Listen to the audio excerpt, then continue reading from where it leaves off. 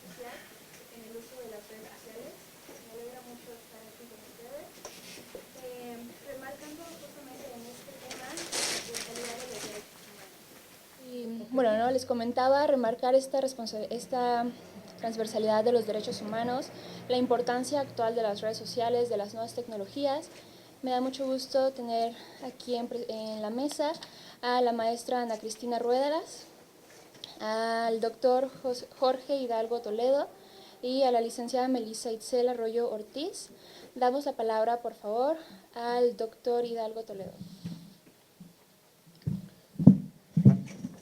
Pues bueno, muy buenas tardes. Un gusto estar el día de hoy aquí con ustedes y poder compartir este espacio de reflexión urgente, pertinente y vital en este momento, sobre todo que la comunicación cobra un sentido estratégico para todas las sociedades en este momento en que estamos hablando de la mediatización e hipermediatización de la vida y la cultura. Pues yo quisiera darles un poco el panorama contextual, algo a lo que reflexionábamos antes de iniciar esta mesa, en términos de por dónde podríamos hacer el abordaje para poder entender cuáles son los grandes desafíos que se presentan en materia de derechos humanos cuando estamos hablando de la parte ética y de la responsabilidad social de los medios. Entonces, cuando yo les estoy hablando de la mediatización, me estoy refiriendo específicamente a que durante muchos años estuvimos hablando de la participación de los medios de comunicación como un cuarto poder. Incluso hubo quienes llegaban y decían, es que ya no es el cuarto, sino es el poder tras el poder. Hoy podríamos decir que no solamente es eso, sino es la subestructura que mueve prácticamente todas las estructuras sociales. Hoy no podemos hablar del tema de cambios económicos, políticos, culturales y sociales sin estar hablando prácticamente de la incidencia de las estructuras comunicacionales, el tema de la hipermediatización de los servicios. Y con esto me refiero prácticamente a el tema de que hoy todo atraviesa a través de una interfaz tecnológica y cada vez vamos a ver mucho más marcado la incidencia de las tecnologías de información en el ámbito social. Por tanto, cuando nosotros hablamos de que ya estos espacios se convirtieron como en la interfaz, y cuando hablamos de interfaz nos estamos refiriendo específicamente a una especie de mediadora cultural, ¿no? y el espacio donde hoy se generan todas las voces y todas las discusiones, estamos hablando de la comunicación como este nuevo espacio público, el corazón, incluso como solía decir uno de los investigadores, Roger Silverson, que decía que los medios estaban en el corazón de nuestra capacidad e incapacidad para entender el mundo. Esto cada vez es más real, o sea, el hecho de que una persona necesariamente tenga que conectarse las 24 horas del día a un dispositivo tecnológico para entender lo que está pasando en el mundo, comprenderlo y a partir de ahí generar juicios de valor, pues ha hecho que toda esta industria de las telecomunicaciones y de las tecnologías de información permitan a los sujetos cada vez más acercarse a estos grandes fenómenos que están ocurriendo, pero también para entender lo que está pasando en su calle, entender cómo se está narrando, y ahí es donde entra parte del eje fundamental donde yo quisiera ir centrando como algunas agendas reflexivas, que es este tema de las nuevas narrativas, ¿no? Y la manera de ir contando y narrando la historia. ¿Por qué? Porque finalmente si entendemos que todo es construir una narración, la pregunta es ¿quién narra? ¿Cómo narra? ¿Qué intenciones tiene al narrar? Y cuando está narrando, ¿qué oculta al narrar? ¿Y qué es lo que nos deja ver? Porque finalmente los graves problemas que estamos viendo de esto es quiénes están creando hoy estas agendas, cómo las están encuadrando, desde qué perspectiva incluso están vamos a decirnos, informando, porque el papel informativo hoy ya no es de los informadores. Hoy prácticamente las instituciones públicas, las mismas instituciones privadas, agentes de la sociedad civil, de pronto gracias a estas tecnologías casi de costo cero, puede agarrar con este dispositivo y empezar a controlar todo lo que se mueva alrededor de una temática en particular. Y el tema es quién está detrás de él, qué intereses tiene y cómo lo quiere reafirmar y cómo nos va a garantizar que lo que nos está narrando y cómo nos los está narrando realmente tiene un sustento responsable y ético en términos informativos. Por tanto, hoy, como sabemos, pues si estos son los dispositivos que están consagrando, destituyendo también a personas e instituciones, pues habrá que ver, como les digo, cómo es que se está haciendo el manejo informativo. Por tanto, si ya veníamos hablando de que los medios construían realidades, configuraban los mismos espacios, tanto mentales, los espacios físicos, pero también incluían y excluían.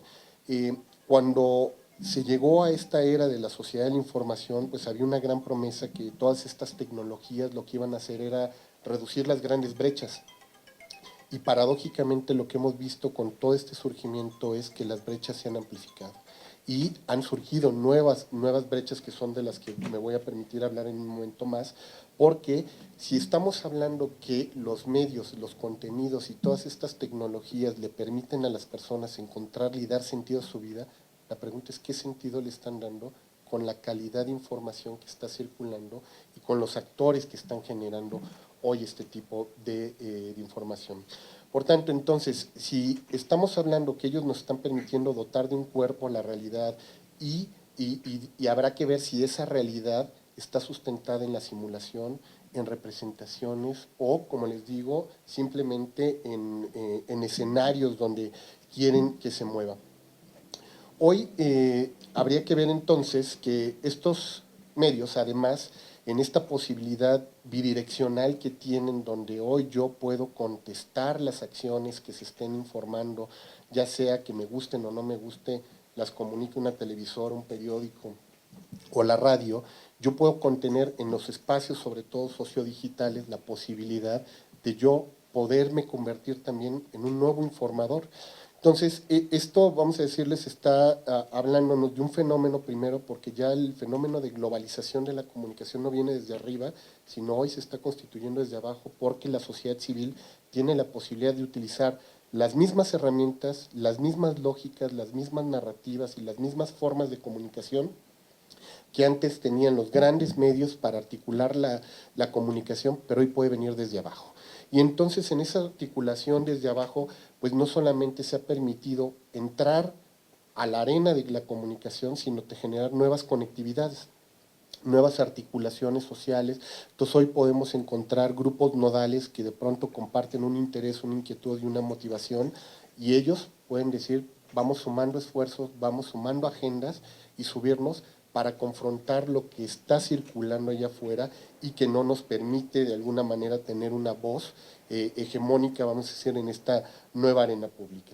Entonces, cuando hablamos desde este fenómeno, habría que entender entonces también que la realidad mediática cambió. Si ya de por sí teníamos pocos actores dentro de las familias de la industria de la comunicación en un país como el nuestro, donde prácticamente se movían 12 grandes familias, el control de los medios, hoy los hiperconglomerados de medios son transnacionales, rompen fronteras, tienen más fuerza y poder, algunos de ellos, que los medios que solíamos conocer, pero peor aún, que el Estado mismo. Entonces hay medios de comunicación que la fuerza que tienen ya no nada más es económica, sino es ideológica en algunos de los países. Y esto pues es un punto en el que hay que centrar nuestra atención, porque si ya antes hablábamos de que teníamos un país donde teníamos monopolizada la comunicación, pues hoy los actores estratégicos que están entrando son actores, entre comillas, cada vez más cool para las nuevas generaciones. Entonces, es difícil entender que un joven de pronto pueda cuestionar las acciones de un Facebook, de un Twitter, porque detrás de ellos está respaldada una supuesta democratización de la comunicación. Detrás de esto está disfrazado mucho el tema del infoentretenimiento, detrás de ello están tus prácticas vitales. Entonces, porque que un joven actor de la comunicación hoy pueda tomar estos distanciamientos críticos, cuesta, cuando cada vez está más hiperconcentrada la comunicación, cuando el consumo, y ahorita lo van a ver con los datos que les traigo, en términos de este México sociodigital, pues prácticamente nos va a dejar ver por dónde se está moviendo la comunicación en los espacios, sobre todo en las redes sociales. La Asociación Mexicana de Internet ahora en su 15 informe de sobre todo los hábitos de Internet, habla de que prácticamente estamos llegando a los 83 millones de usuarios, es decir, hemos revanchado el 71% de la penetración de las tecnologías de información y sobre todo gracias a este tipo de dispositivos, porque prácticamente se convirtió nuestro país en un México móvil. Hoy hablamos de 8 horas, 20 minutos en promedio de conexión de un ciudadano, y la pregunta es, ¿y qué consume? Y estoy hablándoles de un ciudadano común, como la mayoría de nosotros, pero si ustedes se van a los niveles etario, a los grupos etarios de los niños y los jóvenes, pues estamos hablando que ellos creen que están conectados las 24 horas del día. En promedio, un adolescente en México consume 16, 17 horas de internet. Y el tema es qué consumen. Y si ustedes lo ven, por ejemplo, el tema, no sé si se alcanza a apreciar por las pantallas que tienen ahí, el consumo de televisión en nuestro país se redujo. Estamos hablando de un consumo de 2 horas 20 minutos, 2 horas de la radio. En términos de conexiones, cuando hablamos de conexión, el 92% de las conexiones se hacen a través de un dispositivo móvil como un smartphone, ¿no? 76% a través de una laptop, ya no es ni siquiera a través de una computadora de escritorio. Cada vez las tablets tienen mucho más representación, lo cual hace que se democratice la plataforma de acceso, porque hoy con 700, 800 pesos se puede conseguir un teléfono de última generación robado, pero lo puedes conseguir para que te lo liberen. Afuera de en un Oxxo puedes comprar por 200 pesos un teléfono, 100 pesos una tarjeta y estar conectado a internet, lo cual te sube a toda esta dinámica. El tema es quiénes se conectan, cómo se conectan y esto qué nuevas exclusiones ha traído. Por eso yo les decía, viene nada más el tema de quiénes están conectados. Hoy el 12% son menores de 11 años, lo cual habla de que ahí tenemos un tema de que si ya hablamos que en un país como el nuestro, ahora que el Coneval estaba reportando los niveles de pobreza, pues habría que dar cuenta que si ya de por sí los más pobres en este país siempre iban a ser nuestras comunidades indígenas originarias, las mujeres y los niños con la mayor condición de pobreza, pues habría que entender por qué, porque ya no nada más hablamos de pobreza en términos económicos, sino una infopobreza, porque habrá que ver a qué están ingresando este 12% que son menores, les digo, de 11 años. Hay niños que antes de aprender a hablar ya tuvieron contacto con un dispositivo, una tablet, y fue prácticamente su niñera. O sea, la población otra marginada es los mayores de 55 años, que hoy, aunque parece que es el 8%, pero realmente la alfabetización digital que requieren estos grupos etarios para poderse realmente incorporar a todas estas dinámicas es prácticamente nulo. Los esfuerzos en alfabetización digital para el acceso a todas estas tecnologías se está centrando sobre todo en la población juvenil y adolescente.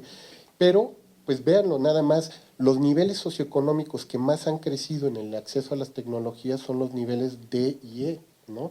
Entonces hablamos que gracias a un hotspot y una conexión gratuita que pueda tener alguien y un teléfono celular, podrían ingresar a internet y la pregunta es, ¿y a qué entran?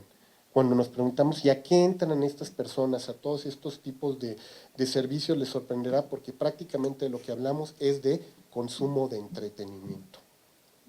Realmente la gente a lo que está entrando es a consumir contenidos de entretenimiento, de hecho el 56% lo declaran como tal, lo que más consumen son videos que están circulando, ya sea desde los videos de YouTube hasta todos estos virales que circulan por las redes sociales. Alguno, el 46% dice que es formación, pero realmente parte de esa formación la entienden como un tutorial que vieron en YouTube, pero también pueden entender que un video que pueda sacar bytes de 30 segundos lo entienden como un proceso formativo. Entonces, ¿cómo poder distinguir que un video que circula en internet, que no tiene la intención de documentar ni formar, lo entiende esta persona como formativo? Pues habla de que hay una capacidad crítica baja, reducida o nula que no le permite distinguir este tipo de cuestiones. Redes sociales, 3 horas 31 minutos, prácticamente es lo que consume un mexicano en este país. Las redes que más consumen, Facebook, el 98%, Facebook dice que es el 99% de los usuarios que hoy tienen conexión a internet están directamente con ellos. Entonces, realmente, ¿qué es lo que socializan, ¿no? En estos espacios? Cuestiones conversacionales, temas que tengan que ver con el uso de su manejo y tiempo libre, socializan algunas tomas de decisiones, pero sus tomas de decisiones es qué vamos a hacer el fin de semana, si nos vamos a ir a ver una película o no, pero hay poca discusión y reflexión realmente sobre los grandes problemas de nuestro país en estos espacios. Realmente, aunque hemos visto un fuerte movimiento de activismo, como lo vamos a ver aquí, este surgimiento de la sociedad civil 2.0, los movimientos de los indignados digitales, todas las resistencias, el netactivismo, la radicalización de los extremos, realmente es una posición menor.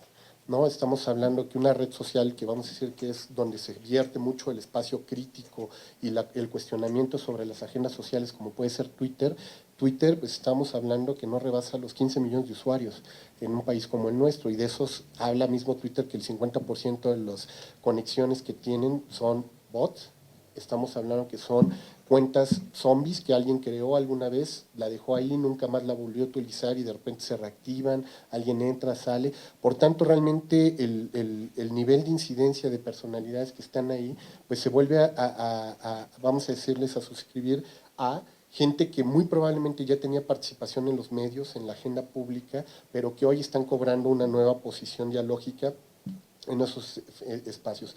Entonces, como sé que tenemos el espacio reducido y seguramente en un momento más me van a marcar la cuestión del tiempo, yo quería traer como algunas de las agendas que sé que van a profundizar más adelante y que permitirán generar el diálogo, como es el tema de hoy, que antes nos cuestionábamos mucho el tema de la censura, hoy el problema ya no es la censura, es la saturación de información.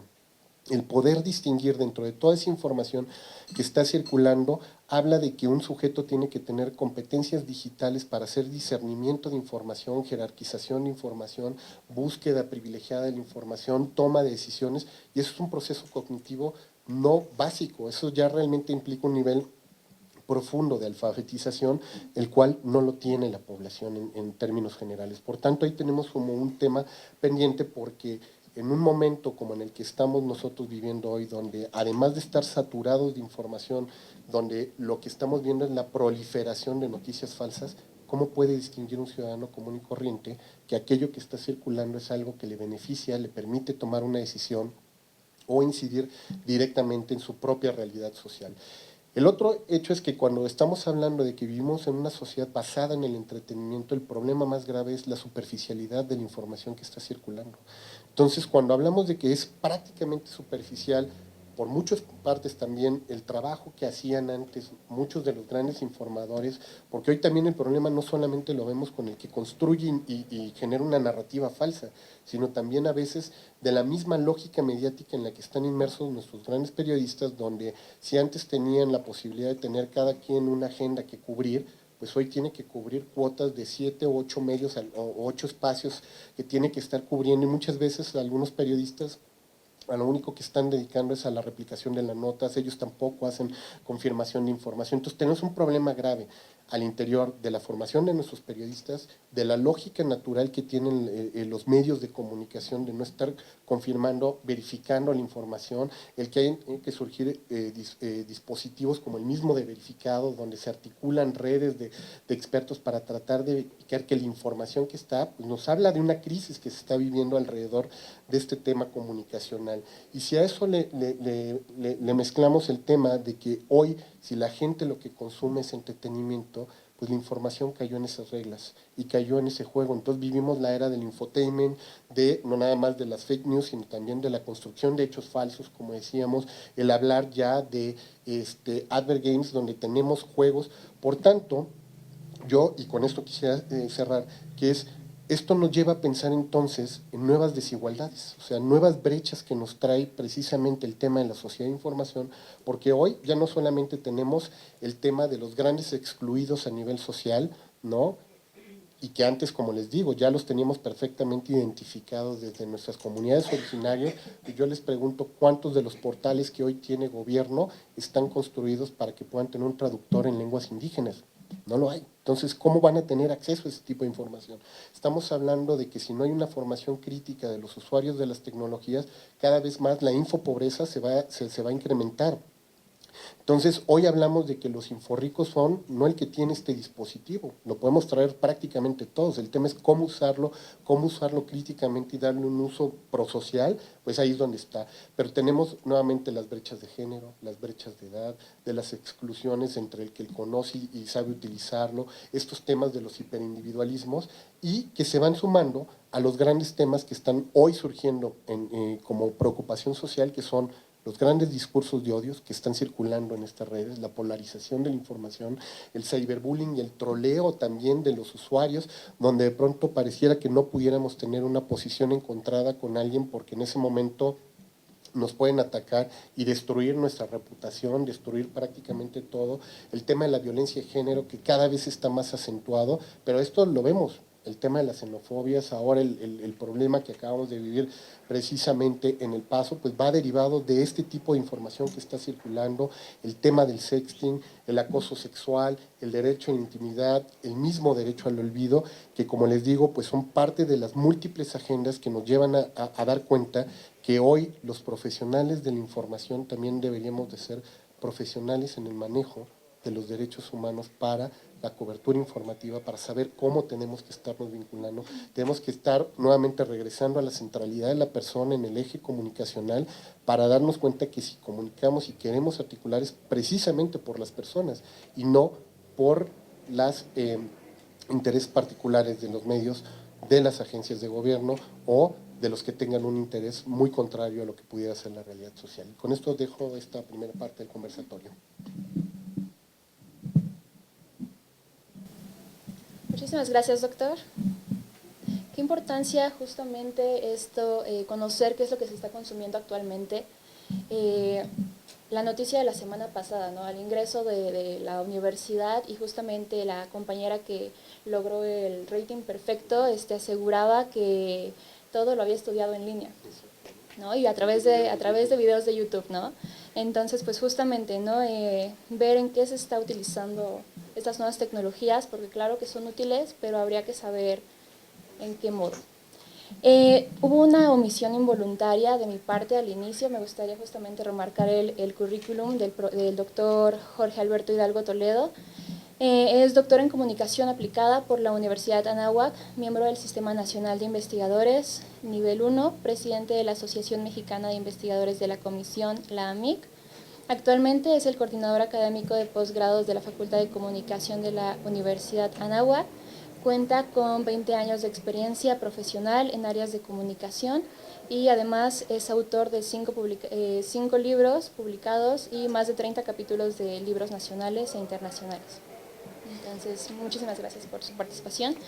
Me gustaría presentar a la licenciada Melissa Itzel Arroyo Ortiz. Ella es egresada de la Facultad de Ciencias Políticas y Sociales de la UNAM, de la carrera de Ciencias de la Comunicación con subespecialidad en Publicidad. Cursó el diplomado Comunicación Institucional y Diseño de Campañas Políticas en el Instituto de Investigaciones Sociales de la UNAM y actualmente cursa el diplomado Derecho para no juristas en el Instituto de Investigaciones Jurídicas de la misma universidad. Tiene experiencia en el desarrollo de estrategias digitales y campañas de posicionamiento de proyectos artísticos en el entorno digital, así como en el desarrollo de proyectos de participación ciudadana, y desde agosto de 2017 se desempeña como subdirectora de Comunicación Digital y Redes Sociales, aquí mismo en la Comisión Nacional de los Derechos Humanos. Le damos la más cordial bienvenida. Hola, ¿te paso mi presentación? Bueno, igual y voy a empezar con un cliché, pero generalmente a mí me toca estar del otro lado, entonces siempre escucho no, es para mí un honor y para todos es un honor.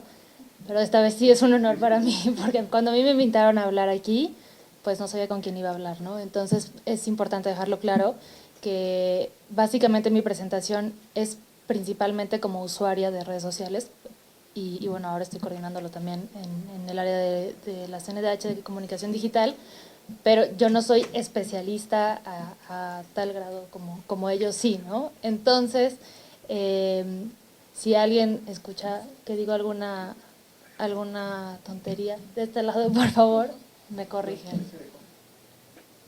¿Ya? Ah, perfecto. Mi presentación básicamente es contarles un poco de lo que yo identifico, porque desde que tengo más o menos 15 años soy usuaria de redes sociales. Y como lo menciona el doctor Hidalgo, vivimos en una época sin precedentes en la que a veces no nos damos cuenta de que nuestra misma ansiedad y nuestra forma de vida se está volviendo o se está mimetizando con esta realidad digital, ¿no? A mí me sucede muchas veces que tengo mucha ansiedad y es esta ansiedad de tener datos inmediatos, porque pensamos que nuestra vida en general y que todas las posibilidades deberían de ser como un scroll down infinito. Vamos a estar horas dando scroll en Twitter, en Facebook, y no llegamos a nada. Entonces, creo que eso es una de las desventajas que tiene esta época sin precedentes, pero también tiene muchas ventajas, que es precisamente lo que vamos a hablar hoy, que es la libertad de expresión, por ejemplo, y cómo esa libertad de expresión tenemos que utilizarla nosotros como usuarios de forma responsable. Entonces, es importante mencionar que el Internet es un catalizador. Todas las luchas que vemos afuera, en gente real, digamos, también están internamente dentro de las redes, y eso ha modificado el Internet. La generación del Internet y las redes sociales ha modificado nuestras formas de relacionarnos. Como lo mencionaba el doctor Javier, hay una nueva concepción sobre nosotros como usuarios o como consumidores. El término ahora es prosumer, se habla entonces de que somos, generamos contenidos, ¿no? Somos producers and consumers. ¿Por qué? Porque anteriormente quienes tenían los medios eran precisamente empresas que tenían diferentes intereses, diferentes visiones, que podía haber diferentes sesgos. Y en esta ocasión, o a partir de la generación del Internet, ahora cada uno de nosotros podemos generar videos, transmisiones en vivo, publicaciones. Estamos, en realidad, ya el problema es que estamos saturados y esto genera también desinformación, ¿no? Entonces, al mismo tiempo somos productores de información y consumidores. Esto, una de las consecuencias de ello es también que existen nuevas formas de violencia. Esas nuevas formas de violencia son un reflejo de lo que existe ya allá afuera, pero ahora además en un entorno digital en el que en muy pocos casos se ha legislado, ¿no? Entonces eso es un foco de atención para todos nosotros, para saber, pues bueno, para identificar cuáles son las áreas de oportunidad o cómo podemos colaborar para enfrentarlos. Entre ellos está el caso del bullying, el ciberacoso, los secuestros virtuales, los ciberataques, que generalmente tienen que ver con tirar una página de internet que no es conveniente para lo que conviene a cierto grupo, que básicamente eso es coartar la libertad de expresión. Y otros casos, por ejemplo, el sexting, ¿no? Que no es tal cual una forma de violencia, habrá sexting consensuado, pero muchas veces se convierte en la difusión de imágenes íntimas de personas sin autorización. Para hablar un poco sobre los perfiles que yo como usuaria o desde principalmente como usuaria identifico y conocer, digamos, el código de ética o imaginar o tratar de llegar a un consenso. ¿Cuál debería ser el nivel de responsabilidad y ética de cada uno de estos perfiles? Estos son los principales que identifico, no creo que sean los únicos. Están, por ejemplo, los usuarios, ¿no? Los usuarios somos todos nosotros que tenemos un perfil y que generalmente no nos dedicamos a ser youtubers o a generar contenidos de forma cotidiana y sobre todo como con intereses de mercado, ¿no? No buscamos lucrar, generamos contenidos pues para gente cercana como puede ser nuestra familia o nuestros amigos. Hay también medios y comunicadores que ellos ya tienen un tema de responsabilidad diferente, ¿no? Porque el impacto de lo que ellos puedan decir o compartir es muy diferente a lo que yo como usuario puedo tener. Están también los activistas o influencers, que bueno, ahí hay diferentes categorías, y ciertas iniciativas ciudadanas, y pongo iniciativas ciudadanas entre comillas, porque precisamente a partir de esta saturación de información que tenemos ahora, ya existen demasiadas iniciativas ciudadanas y muchas veces no nos damos cuenta que están disfrazadas, ¿no? Después voy a abordar el tema de la democracia. Entonces, muchas veces pensamos que son iniciativas ciudadanas y no lo son, hay intereses detrás. Y bueno, también está el perfil del Estado, el gobierno y los servidores públicos, que ellos por supuesto tienen una responsabilidad mucho más, no limitada, más bien una responsabilidad mucho más clara para contenerse, para no bloquear personas, para no responder, que yo entiendo que a veces es muy difícil. A mí personalmente que me toca estar detrás de las redes sociales junto con un equipo, me cuesta mucho trabajo y a veces es muy difícil decir, no, yo lo que pienso es como, yo no soy la comisión, no soy la comisión, porque generalmente no pensamos que detrás de cada computadora hay una persona. Entonces es muy fácil esta facilidad con la que uno abre un perfil de redes sociales y genera cualquier tipo de comentarios. No tenemos consciente que detrás hay siempre una persona, generalmente hay una persona y si no, bueno, pues puede ser algo armado. En general, hablando sobre cómo las redes sociales tienen que ver con cómo se vinculan con la democracia, me parece que abren espacios de discusión y consenso, por eso es muy importante que existan, que aprendamos nosotros también a utilizarlas de forma responsable, ¿no? Porque a través de estos espacios de discusión podemos llegar a dialogar con personas que tienen intereses afines o no, pero que al final permiten esta interacción para que la toma de decisiones, principalmente cuando tiene que ver, por ejemplo, la interacción con un gobierno, con Estado, podamos involucrarnos en temas de toma de decisiones. Esa sería como la principal aportación que yo identifico de las redes sociales en temas de democracia. Entendiendo que, bueno, en una democracia estos 4 puntos son muy importantes,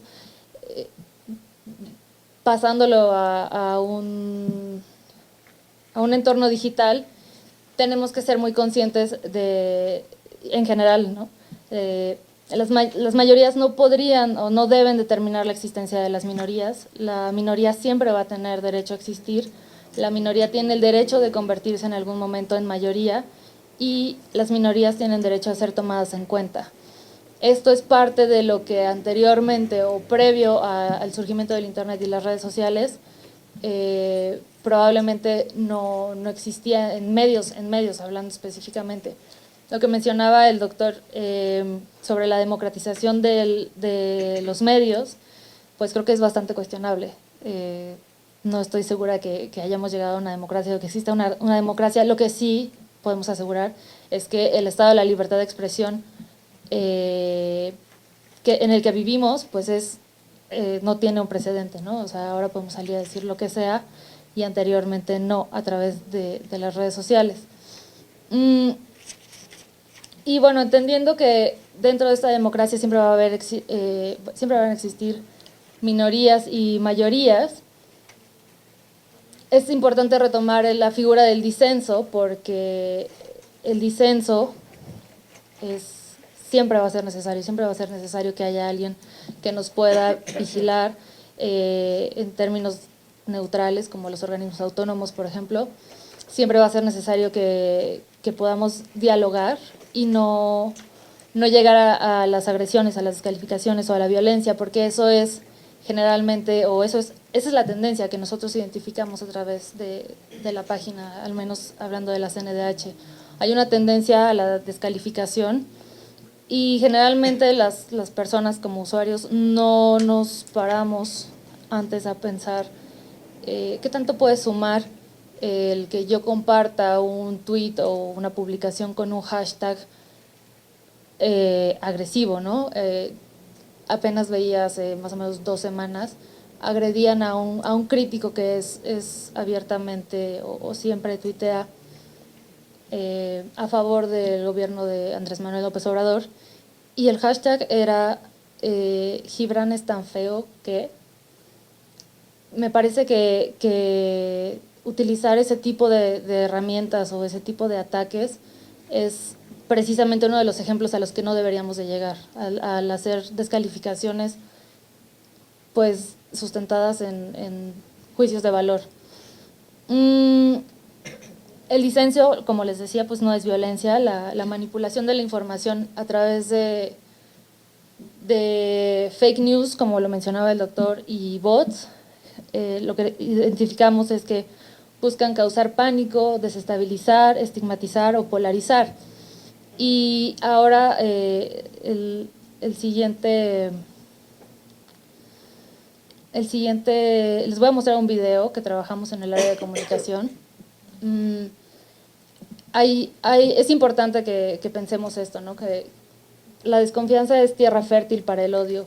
Cuando vivimos en un clima de desconfianza en el que no conocemos a las personas con las que interactuamos y todo el tiempo estamos saturados y recibimos mensajes sobre la violencia, sobre la situación, sobre la desigualdad, y esto se refleja también dentro de las redes sociales, podemos llegar a situaciones como esta.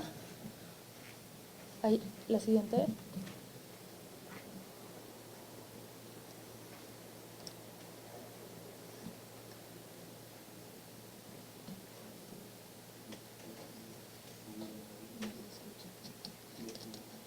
¿No tiene audio?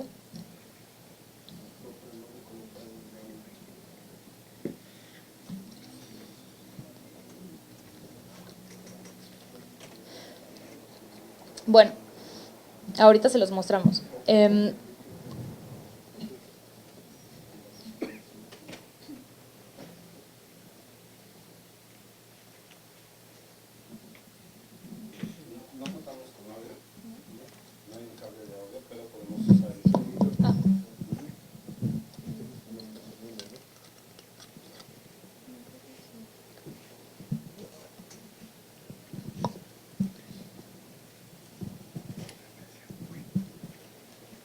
El video está subtitulado, entonces también pueden seguirlo a través de los subtítulos.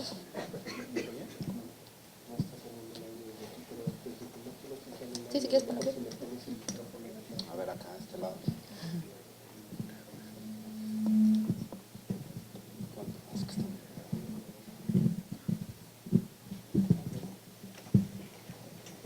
A él se fue a trabajar y le tocó trabajar lo que es el municipio de Ajalpa, Puebla.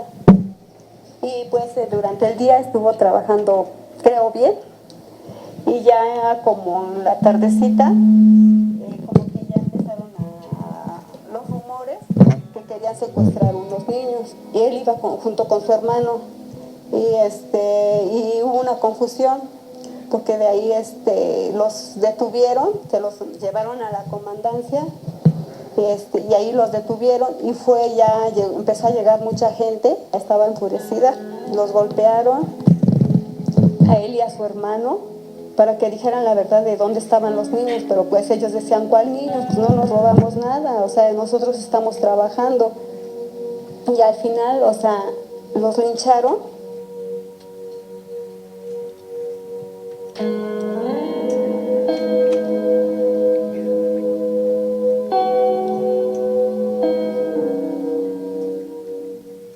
Que no sean ellos, que no sean ellos, que no sean ellos. Y en el camino, pues no, ya después dijeron, no, sí, ya sabe qué, ya nos avisaron que sí son ellos y fallecieron ellos. Y pues ellos estaban haciendo un trabajo decente, y pues no se vale. Y la CDNH fue el que se acercó a mí y ya me dijeron, no, pues vamos a hacer estos trámites y todo, y se nos va a apoyar. Y yo, pues sí. Y ya fue cuando luego me mandó la recomendación y que sí se había ganado. Pues se ganó mucho así. Pues por lo menos que le den una educación a mis niños. Quiero que mis niños sean jóvenes de bien. Porque la CDNH sí defiende a la víctima.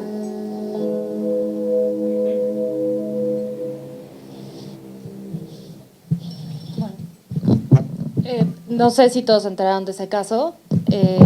A nosotros nos tocó grabar a Elsa, se llama Elsa García. Ella es esposa de uno de los chicos a quienes lincharon en Puebla. Y la siguiente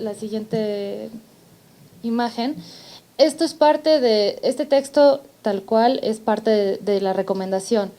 Si se dan cuenta, y por eso está subrayado, aquí dice, las campanas de la iglesia comenzaron a repicar y se difundió en redes sociales sobre la detención de 2 secuestradores. Es un ejemplo muy drástico, digamos, es muy extremo, pero es un ejemplo de hasta dónde pueden llegar o hasta dónde puede llegar el uso y la manipulación de la información sumada a un clima de violencia, obviamente, y precisamente a esta desconfianza de la que hablaba. Sin duda todos buscamos justicia. En este caso, para mí es muy interesante, principalmente pensar que los videos siguen ahí, o sea, los videos de los linchamientos están, hay muchos videos, hay muchas versiones que están ahí arriba. Qué tan ético o qué tan responsable es que estén ahí esos videos, ¿no? Viniendo tanto de las personas quienes lo grabaron, que estuvieron ahí presentes, como de los mismos medios. Sin embargo, también esos videos y esa difusión fue en sí mucha de la evidencia sobre la que se basaron los visitadores para poder hacer la reconstrucción de los hechos. Entonces, es esa doble finalidad o esa paradoja de la información en redes, porque por un lado, pues, por medio de las redes sociales se llegó a esa situación y por otro lado, a partir de ello se pudo emitir una recomendación.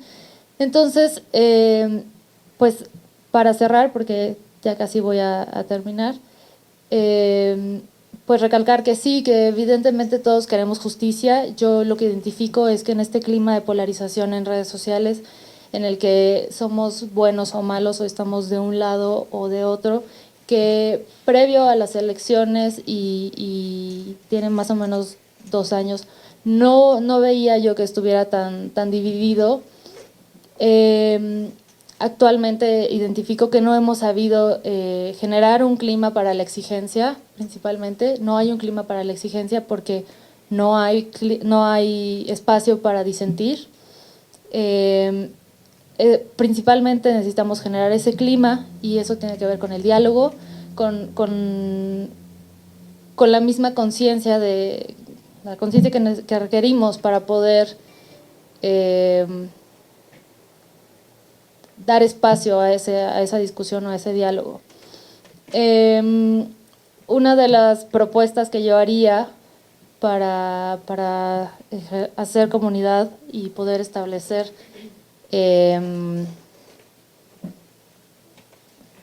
para poder ser responsables en redes sociales, porque al final el tema de conversación de esta mesa es responsabilidad de las redes sociales, sería siempre ser conscientes sobre los sesgos y los alcances de las redes sociales. Es decir, que la información que está dentro de mi perfil no es la realidad. Si yo busco gatitos, me van a aparecer más gatitos. Si yo busco o quiero comprar una bicicleta, de repente voy a estar llena de publicidad sobre bicicletas. Si yo busco temas relacionados con violencia y con odio o descalificación hacia un grupo en específico, voy a estar rodeada de esa información. Entonces, tener presente principalmente eso, analizar el contenido de la información que compartimos o que recibimos, revisar las fuentes y perfiles y corroborar la información.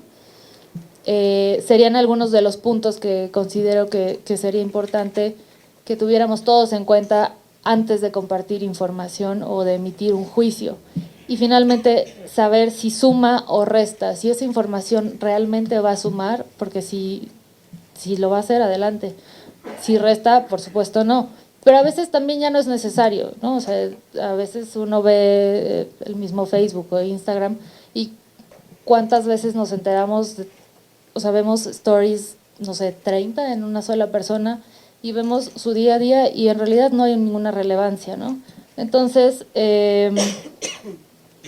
pues eso, les mostraría estas últimas imágenes. Son infografías que generaron Ixchel Cisneros y Paulina Sousa. Ellas trabajan en una organización que se llama El Día Después, que se encarga de vincular organizaciones de la sociedad civil con gente, con usuarios como nosotros.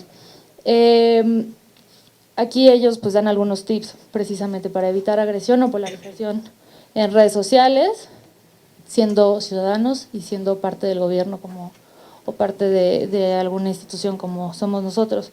Desde la CNDH, lo que les compartiría rápidamente, buscamos generar contenido de valor. Primero es asumir el compromiso de informar y atender a la ciudadanía, conocer a los diferentes públicos para poder aterrizar los mensajes a los medios a los tiempos, al diseño que generalmente a ellos les parece atractivo. Y aquí siguen 2 ejemplos de infografías que trabajamos para prevenir trata en redes sociales, a través de redes sociales. Una es para padres de familia, otra es para adolescentes. Y cerraría con un video que va a ser difícil que veamos, entonces lo pueden buscar en redes sociales. ¿Vale? Gracias.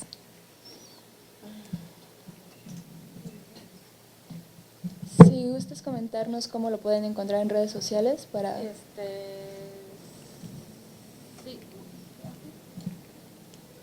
Es que también tiene audio.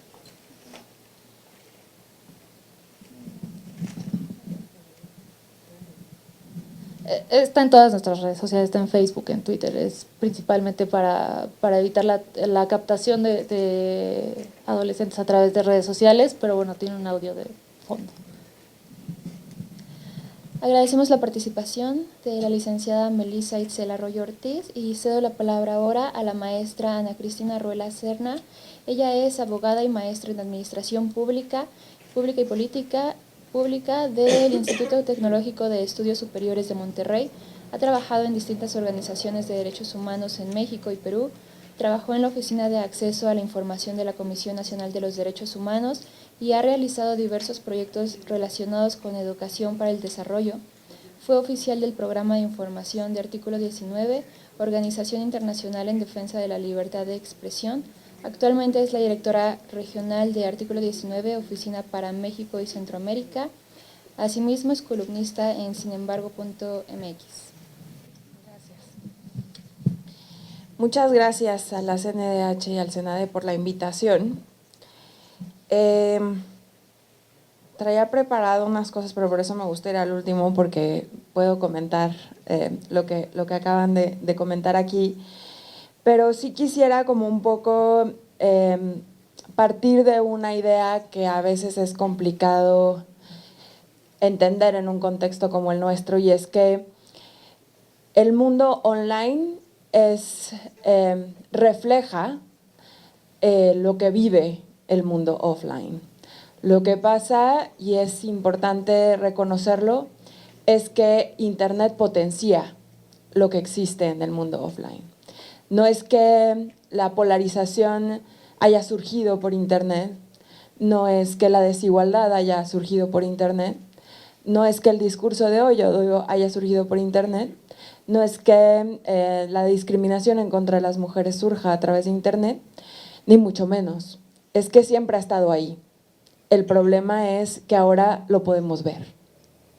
Y muchas veces no lo hemos visto.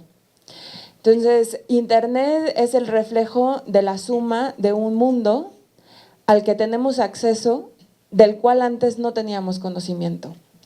Y eso es algo básico que tenemos que reconocer. Las redes sociales se han reconocido ya como el nuevo espacio público. Y esto es algo importante que reconocer, porque en el espacio público, si nosotros salimos a las calles, aquí, nos vamos a encontrar a personas que piensan como nosotros y personas que no piensan como nosotros. ¿Por qué digo esto? Porque es importante reconocer que Internet, al final, pues sí nos confronta hacia discursos a los que no estamos dispuestos, a los que no estamos acostumbrados.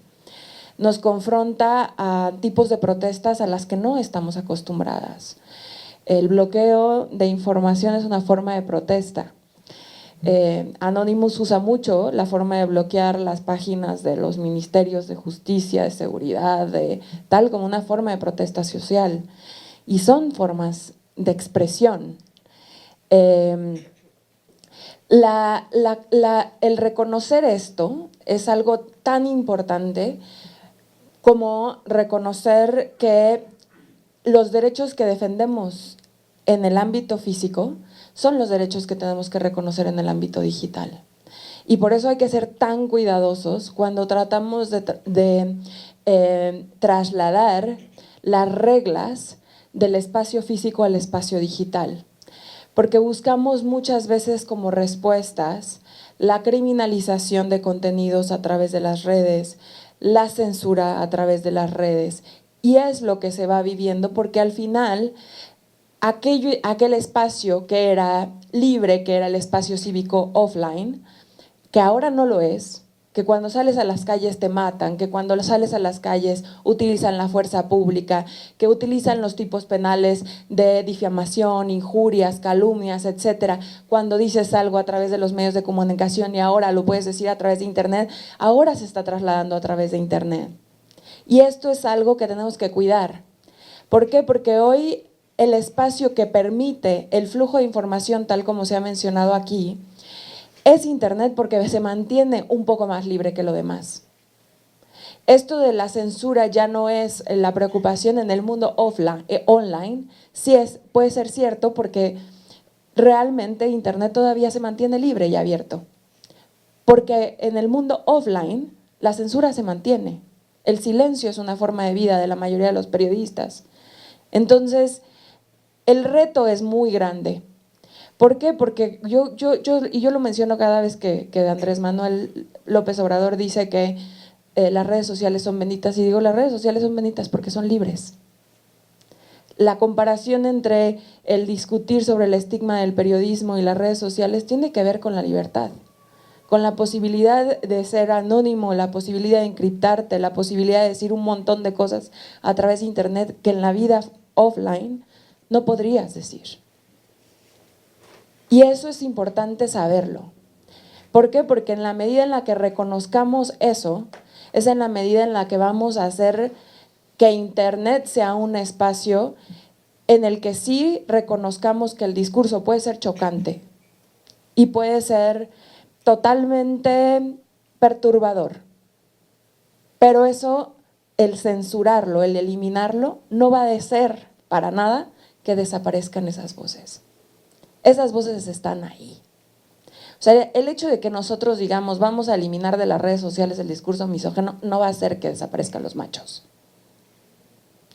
Lo que necesitamos son políticas para generar y para impulsar la igualdad. Y precisamente internet, la libertad que internet da, es la posibilidad de que esas voces que antes no eran escuchadas, sean escuchadas.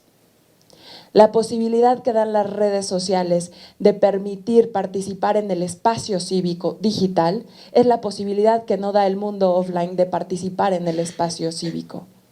Es decir, a través de internet podemos escuchar a las mujeres que normalmente son censuradas en el mundo offline. Pensemos en muchísimas comunicadoras que han sido relegadas hacia el espacio de hablar de comida o de cuestiones sociales o de etcétera, etcétera en las casas de medios, pero que hoy a través de internet han encontrado su voz y han hecho que su voz sea escuchada. Si tuviéramos reglas en internet, ¿quiénes harían las reglas? Los hombres. ¿Y quiénes harían las reglas? Los hombres blancos. Entonces, ¿cómo vamos a hacer que las diferencias, que las diversidades sean escuchadas si no es a través de un medio que hoy por hoy sigue siendo libre? Sí es cierto, existen muchísimos elementos en internet que son muy complicados y que tienen una salida muy negativa que tienen que ver con otro tipo de políticas. Esto que se habló sobre Puebla tiene que ver con una política específica que se llama Zero Rating, que inhibe la posibilidad de que las comunidades tengan acceso y contrarresten la información que están recibiendo a través de las únicas redes a las que tienen acceso a través de sus celulares. Y eso tiene que ver con las compañías de telecomunicaciones y tiene que ver con responsabilidades de las compañías de telecomunicaciones y con los gobiernos, sí, que permiten que estas políticas se mantengan. Pero las políticas de zero rating definitivamente inhiben la posibilidad de las comunidades de contrarrestar la información y de generar un proceso que, como ya se mencionó por el doctor Hidalgo, requieren el alfabetismo en un contexto digital. Porque desgraciadamente sí, el problema más grave que yo veo ahora tiene que ver con un proceso de alfabetización digital.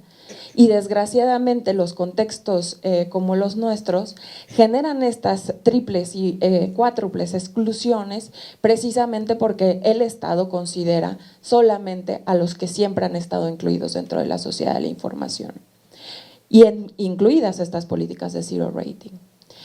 Entonces, creo que era importante partir de esto porque a veces pensamos que el mundo ha cambiado demasiado, pero tal vez, y mi pregunta sería es, sí el mundo ha cambiado demasiado en sentido en el que creo que uno de los puntos claves de los que habló el doctor Hidalgo es en la medida en la que hay empresas que ya han llegado a ser mucho más poderosas que los gobiernos y en las cuales las empresas se han convertido en las apoderadas de la información de todas y todos. Y también les estamos ahora cediendo la responsabilidad de moderar nuestros contenidos. Es decir, les estamos dando el poder no solamente de tener nuestra información a Google, Facebook, Twitter, YouTube, etcétera, sino también ahora les estamos trasladando el poder de moderar el contenido que hay dentro de las redes. Es decir, ellas definen qué es discurso de odio y qué no. Ellas definen qué es sexting y qué no. Ellas definen qué es misoginia y qué no. Ellas definen, etcétera. ¿Queremos realmente eso? Queremos que una empresa privada tenga el control de eso y además queremos que estas empresas que están basadas en Estados Unidos, que se fijan en las reglas de Estados Unidos, sean quienes definan las reglas en las que van a funcionar todos los ciudadanos del mundo que al final colaboramos en la información de estas redes sociales. Creo que, para ser éticos en las redes necesitamos reconocer en dónde estamos jugando, a quiénes les estamos cediendo nuestra información. La ética no se puede regular y no podemos esperar que ni Facebook, ni Twitter, ni Google fijen códigos de conducta. Tienen códigos comunitarios y ellos mismos, y es importante que todos ustedes los conozcan, esos códigos comunitarios. Es importante que ellos sean transparentes con la información que van a bajar cuando hacen la moderación de contenidos. Es importante que ustedes sepan cómo acceder a los reportes de contenidos, cómo hacer para bajar cierto tipo de información que está haciendo o que representa discurso de odio, discurso discriminatorio, discurso estigmatizante o discurso que hace apología de la violencia. Es importante que ustedes lo conozcan porque ustedes están cediéndole todo su ser a una empresa. Ustedes pónganse a pensar, si ustedes estuvieran de frente a un torturador, ¿le darían la información que tiene Facebook en sus perfiles? Facebook tiene más información de ustedes que cualquier torturador podría tener. La realidad es esa. Y nosotros estamos cediendo todo, el nombre de nuestra mamá, de nuestro papá, de nuestro hijo, dónde vivimos, a dónde vamos, cómo vamos, por qué, etcétera. ¿Qué comemos? Es más, alguien que los quiere envenenar sabe con qué. Así de fácil. Y eso es algo que que ni siquiera nos preguntamos y damos por sentado. Pero no es una cuestión, por eso creo que es importante decir, cuando hablamos de ética, nunca podemos esperar que la ética sea llevada ni a las leyes, porque la ética es la ética. La ética depende de cada quien. Porque ¿quién define qué? Y creo que es importante decir, si le preguntamos la ética a un evangélico, pues probablemente nos va a decir un montón de cosas que yo como católica no practicante probablemente diga, yo no concuerdo contigo, mi ética no tiene nada que ver contigo, yo creo en mi cuerpo y en mi posibilidad de decidir sobre mi cuerpo y y él va a decir eso no es ético. Pero si a un evangélico le toca fijar las reglas de la ética con las que se basa el código de conducta de alguna de mis redes sociales, pues entonces estoy perdida y toda mi información se va a remover. Y entonces vamos a llegar en mecanismos de censura. Pensemos que hoy existen casos en los cuales se restringe la información y se remueven los contenidos, principalmente contenidos que pueden ser de interés público o de interés para las mujeres. Hay contenidos que son considerados por las redes sociales, por ejemplo, como contenidos obscenos, que son de interés para las mujeres. Y entonces, ¿quiénes deciden? Están decidiendo hombres, y probablemente hombres blancos. Entonces, ¿cuál es la ética que nosotros aquí sentados tendríamos que adoptar? Es una ética en la cual utilicemos las redes sociales para promover la diversidad. Yo lo que les diría, después de lo que ocurrió ahora este fin de semana, y que creo que es un punto de inflexión y de reflexiones y de muchísimas cosas que se tienen que tomar en cuenta, de lo que ocurrió en Estados Unidos y de lo que está ocurriendo todos los días aquí en México, es si queremos cambiar las dinámicas de las redes sociales, lo que tenemos que hacer es procurar, justo una de las cosas que mencionó Melissa, que las minorías tengan voces dentro de estas redes, porque en los medios de comunicación no la van a tener. Porque en los espacios comunes no las van a tener. Aquí estoy viendo la mayoría que somos personas blancas, privilegiadas, etcétera. Y en ese sentido, creo que es importante reconocer qué es lo que hacemos nosotros como ciudadanos para que generemos contranarrativas que den voz a las diversidades y nos hagamos reconocer que vivimos en un mundo diverso, en el que hay gente que piensa y vive diferente. Yo creo, y desde Artículo 19 creemos, que el discurso de odio que se vive a través de las redes sociales no se combate con la censura, se combate con contranarrativas que se generen desde las personas que están siendo sujetas del discurso de odio, que se vea y se sancione moralmente y desde la sociedad a los mensajeros del odio. Nosotros creemos que la forma más eficaz de combatir el discurso de odio tiene que ver con el reconocimiento de la diversidad desde los medios de comunicación, desde las más altas autoridades, desde la sociedad. Si nosotros, y desde, por ejemplo, en el caso de Estados Unidos, ahora que sucedió esto en El Paso, Texas, si todos los medios de comunicación se dieran a la tarea de darle voz a los latinos, a cómo se sintieron, a qué fue lo que representó, a qué es lo que ha representado el discurso constante de Donald Trump, de la invasión, de etcétera, etcétera, en lugar de replicar el discurso de Trump, tal vez habría un reconocimiento mayor de la diversidad. Pero eso no lo hemos logrado desde ningún punto. Ni la sociedad hemos sido capaces de ceder nuestro espacio cívico, nuestro espacio en el espacio cívico para las minorías, ni tampoco hemos sido capaces, como medios de comunicación, de darle voz a las minorías. Y en ese sentido tendríamos que promover que Internet se convierta en un espacio de apropiación, es decir, un espacio en el que las comunidades indígenas se apropien de los contenidos de Internet, que se vuelvan en consumers y producers de información, que ellos puedan generar sus propios contenidos, que las mujeres podamos generar nuestros propios contenidos en Internet, que no sean solamente los hombres blancos. Hoy el 80% de la información de Internet está en inglés. ¿Cómo hacemos para que nos apropiemos de estas herramientas y hagamos que estas herramientas proliferen para evitar la discriminación, las brechas de desigualdad, etcétera? Y estando dentro de la Comisión Nacional de Derechos Humanos, creo que es una gran pregunta que se tienen que hacer. Esto que preguntaba justamente el doctor Hidalgo, cómo desde las instituciones se están generando contenidos para que estas comunidades se apropien de las herramientas tecnológicas y de las tecnologías de información que hoy pueden darles voz y que pueden generarles muchísimas herramientas para acceder a otros derechos. No estamos acercando la información a la gente. ¿Cómo estamos haciendo que estas personas se apropien de las tecnologías? Porque tampoco las queremos excluir de las tecnologías. Es el mundo en el que estamos.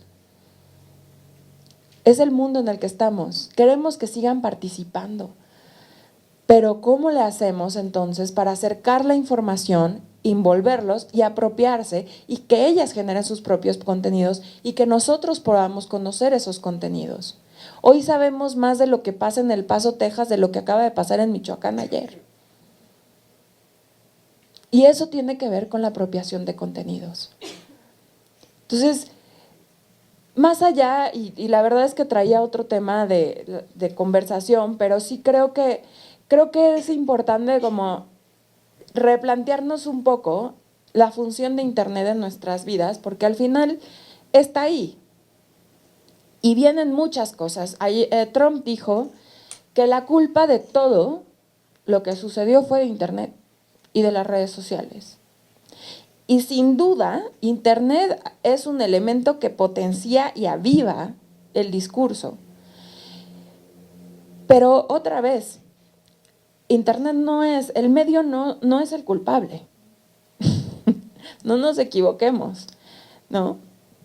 Aquí quien estigmatiza a la prensa no es Internet. Quien estigmatiza a la prensa son los funcionarios públicos, principalmente el presidente de la República, y este discurso envalentona y empodera a quienes siempre han pensado eso y salen. O sea, el supremacismo blanco no apareció con Trump. Pero si él sale como alto funcionario público a través de Twitter y envalentona y aviva, es como si prendes la mecha a algo que está ahí siempre y que socialmente era mal visto. Bajo el contrato social, hablar del supremacismo blanco era mal visto. Pero llega el poderoso, el más poderoso del mundo, y empieza a hablar como si fuera la mera verdad, y perdón que les hable así, pero es eso, o sea, porque es la cosa como es. Lo que genera es realmente que entonces todos aquellos que habían mantenido el silencio por mantener la sociabilidad, salen a relucir. Y lo que tenemos que entender hoy es que estas dinámicas en el mundo están floreciendo cada vez más. Y nosotros, como personas informadas, tenemos que generar una contranarrativa. ¿Por qué? Porque los derechos humanos le hemos dejado mucho a deber a la gente. ¿Y por qué estas voces radicales que buscan polarizar, que buscan dividir a las sociedades cada vez se vuelven más fuertes?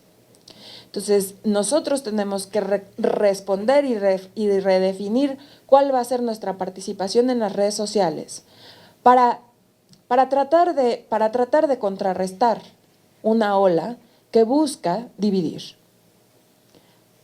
o mantener las divisiones por lo menos. Porque esto que sucedió con el Me Too, en el cual una voz de una mujer se convirtió en una voz mundial, es algo que no podemos a lo que no podemos renunciar. Pero claro que no es conveniente para nadie que tenga el poder. Entonces, lo que se busca es dividir. Lo que se busca es que este tipo de movimientos que mueven al mundo, que hacen reflejar en el mundo las violencias a las que nos sometemos las mujeres, pues se reduzcan. Y en ese sentido, creo que es importante que nosotros asumamos una posición política, como la asumimos cuando salimos a la protesta dentro del espacio cívico digital. Esa sería mi intervención.